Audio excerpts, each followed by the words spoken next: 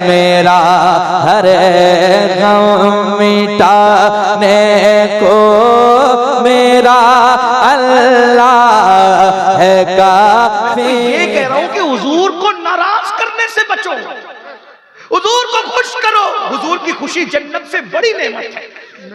जन्नत छोटी चीज है, हुजूर की रज़ा बड़ी चीज है। अब मैं ये नहीं कहता कि तुम क्या करते हो, कौन क्या करता है, मैं नहीं कहता। मैं सिर्फ इतना कहता हूं, खुद क्या कर रहे हो सोचो।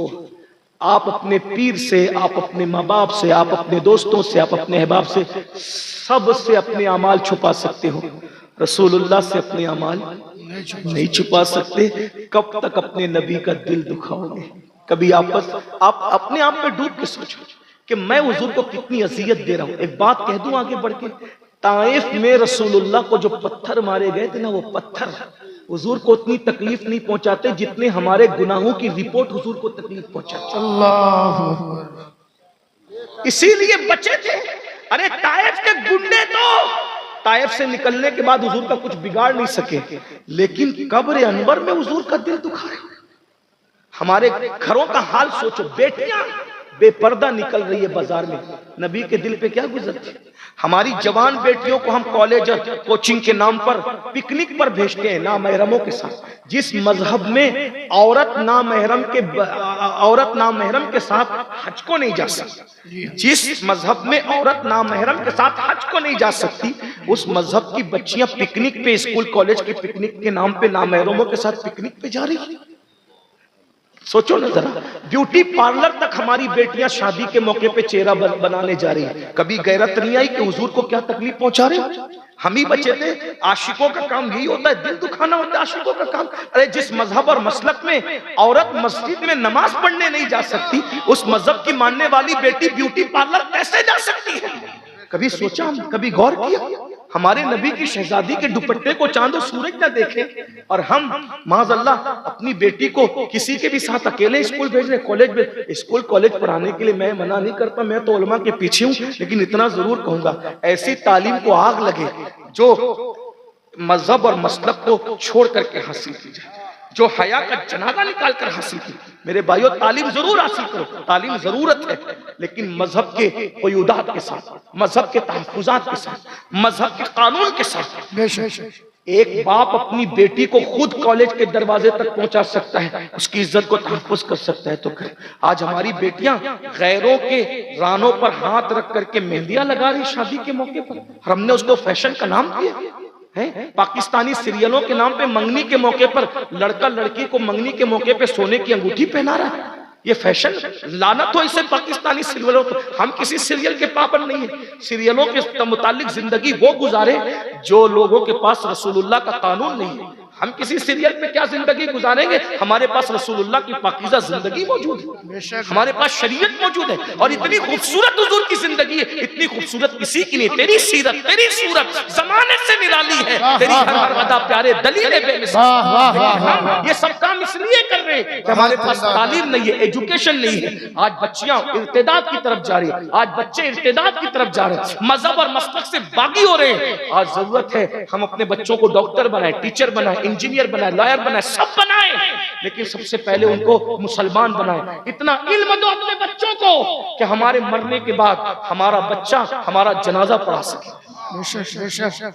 जब बच्चा पैदा हुआ, हम बच्चे के कान में अजान देने के काबिल नहीं थे, और जब हम मर गए तो हमारे बच्चा हमारा जनाजा पढ़ाने के काबिल न रहा। क्या क्या दिया, क्या लेकर आए थे, क्या लेकर? अब बाप की अजान कान में नसीब न हुई और बेटे का जनाजा नसीब न हो सका, यही है। इसलिए आज दारुल का जलसा है, मेरी गुजारिश है, जो कुछ आज से पहले हुआ तौबा करो, अपने नबी को मनाओ, हुजूर से कहो, या रसूलल्लाह हमसे भूल हुई, हमने आपका बहुत दिल दुखाया ना। दिल दुखाने का हमारा मकसद नहीं था, यकीनन मकसद नहीं था, लेकिन आपका दिल दुख गया, क्योंकि फारूक आजम ने बताया कि जो गुनाह करता है नबी का दिल दुखाता है। और जब भी दिल चाहे ना गुनाह करने को, तो सोच लेना, कार में बैठकर जब गाना सुनने को दिल चाहे तो सोचना, इधर गाना स्टार्ट होगा, उधर नबी के दिल पे क्या गुजरा। किसी औरत पर जब बदनजरी करने को दिल चाहे तो सोच लेना, इधर मैं बदनजरी करूंगा, उधर हुजूर के दिल पे क्या गुजरे। जब जुआ खेलने को दिल चाहे, वो जुआ जिसके बारे में इमाम गजाली कहते हैं, जो जुआ खेलता है क़यामत के दिन उसका हाथ सूअर के खून में रंगा हुआ होगा। खिंजीर के खून में रंगा हुआ होगा। इमाम गजाली लिखते हैं, जो मोबाइल पर कोई दुबई में बैठ के, कोई कलकत्ता में बैठ के, कोई बम्बई में बैठ के नेट पे कनेक्ट होकर के जो मोबाइल पे गेम जो जुआ खेलते हो, कयामत के दिन तैयार रहो, सूअर के खून में हाथ रंगा होगा। आज जलसे में आए हो ना, सब तब के बैठे हो, जैसे ही जलसा खत्म होगा हुजूर कमरुल उलमा का हाथ चूम लो। चूमना भी चाहिए। मैंने बुजुर्गों के हाथ चूमने की बड़ी फजीलत पढ़ी, बुजुर्गों से मिलने की बड़ी फजीलत पढ़ी। एक ऐसा बादशाह जिसने कई लोगों को कत्ल किया, बल्कि कई 100 लोगों को कत्ल किया, लेकिन उसको लोगों ने जन्नत में देख लिया। ख्वाब था, ख्वाब बता रहा हूं। तो लोगों ने पूछा, ए अल्लाह के दुश्मन, तू जन्नत में कैसे आया? तो उसने कहा, मैंने एक मर्तबा इमाम हसन बसरी के हाथ चूम लिए थे अकीदत से, उसी के सदके मुझे जन्नत मिल गई। ये बात भी है। कमरुल उलमा का हाथ चूम, उनके शहजादे और भी उलमा सुना है, मुफ्ती शेर बिहार के शहजादगान भी मौजूद है आए हुए, और भी लोग मौजूद है। तो सबके हाथ चूमने की आप कोशिश करेंगे, अच्छी बात है।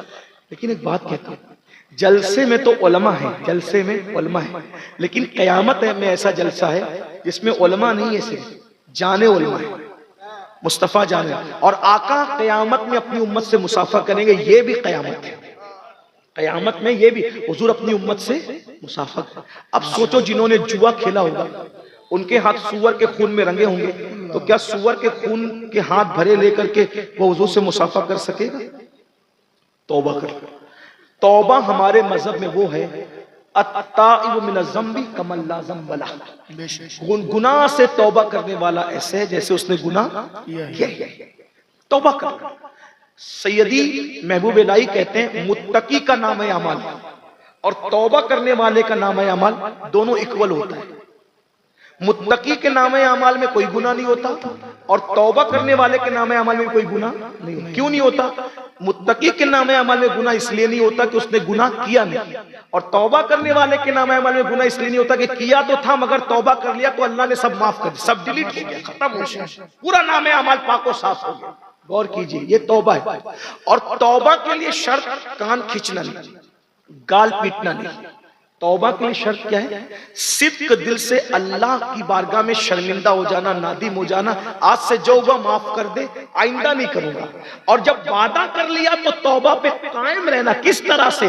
जैसे बकरी के थन से जिस सुराख से दूध निकल कर दोबारा उसी सुराख से दाखिल नहीं हो सकता, ऐसे गुनाह के माहौल से निकलकर दोबारा गुनाह की तरफ न लौटो। इसका नाम तौबा है। जो ऐसी तौबा करता है अल्लाह उसको अपना वली बना लेता है। माशाअल्लाह, ये है तौबा की बरकत। तौबा करो, सच्ची तौबा करो। अगर आपके थकने का खौफ न होता तो मैं तौबा के बारे में एक रिवायत पढ़ता, लेकिन बहुत टाइम हो गया इसलिए अभी नहीं पढ़ता। मैं बात इसी पे एंड कर रहा हूँ।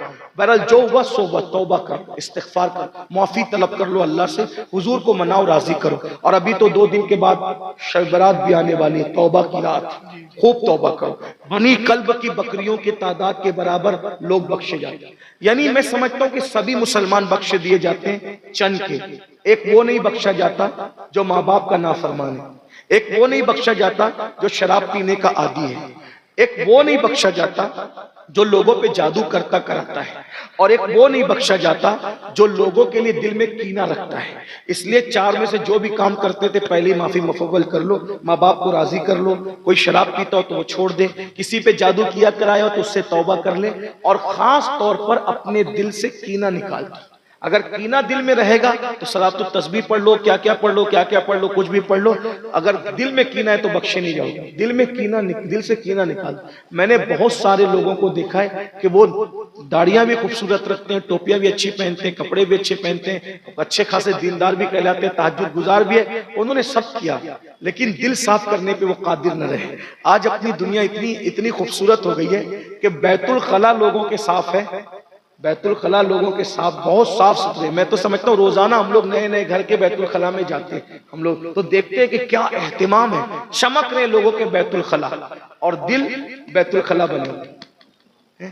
जिस दिल को साफ करना था वो बैतुल खला से भी ज्यादा गंदा है, और जो बैतुल खला गंदा रहता था वो दिल से ज्यादा साफ।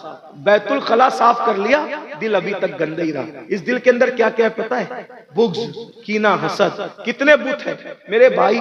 जब बुत खाना कोई कमरा बन जाए तो उसमें रहमत के फरिश्ते नहीं आते। तो जो दिल बुग़्ज़, कीना, हसद, तकब्बुर का बुत खाना, कितने बुत सजा रखे हैं। इसलिए दिल से निकालो, इन बुतों को निकालो, तौबा करो। और तौबा करके आखिरी बात पैगाम के तौर पे, ये मदरसे का जलसा, मेरी गुजारिश है अपने बच्चों को फर्ज उलूम पढ़ाओ। इतना इल्म हर बच्चे और बच्ची के पास होना चाहिए जितना इल्म सीखना हर मुसलमान के लिए फर्ज है। इतना इल्म अपने बच्चों, यानी कहीं अगर बच्चे पिकनिक पर जा रहे हैं, घूमने फिरने जा रहे हैं, तो होना क्या चाहिए, अगर नमाज का वक्त आ जाए तो हमारा हर बच्चा नमाज पढ़ाने की सलाहियत रखे। मेरे भाई अपने बच्चों को इतना पढ़ा दो कि हम मर जाए ना तो 3 मरतबा सही तलफ्फुज के साथ वो कुल हु अल्लाह रोजाना पढ़ के हमें इसाले सवाब कर सके। अपने बच्चों को इतना दीन दे दो कि वो नमाजी बन सके। अपने बच्चे को इतना दीन दे दो कि वो सही तौर पे रमजान शरीफ के रोजे रख सके। बच्चियों को इतना पढ़ा दो कि वो अपने ईमान और अकीदे की हिफाजत कर सके। और साथ ही साथ मालदार बनो, दीन। नारे तकबीर, नारे रिसालत, तहफ्फुज़ ईमान कॉन्फ्रेंस, शहजादे हुजूर शेरे बिहार, उलमाए अहले सुन्नत हुजूर सैयद अमीरुल कादरी साहब किबला। नारे तकबीर, नारे रिसालत। अपने बच्चे और बच्चियों को इतनी तालीम दे दो और साथ ही साथ कोशिश करो कि तालीम के नाम पर जहां काम हो रहा है अपने इखराजात वहां पर ज्यादा से ज्यादा करो। एजुकेशन के नाम पे ज्यादा खर्च करो।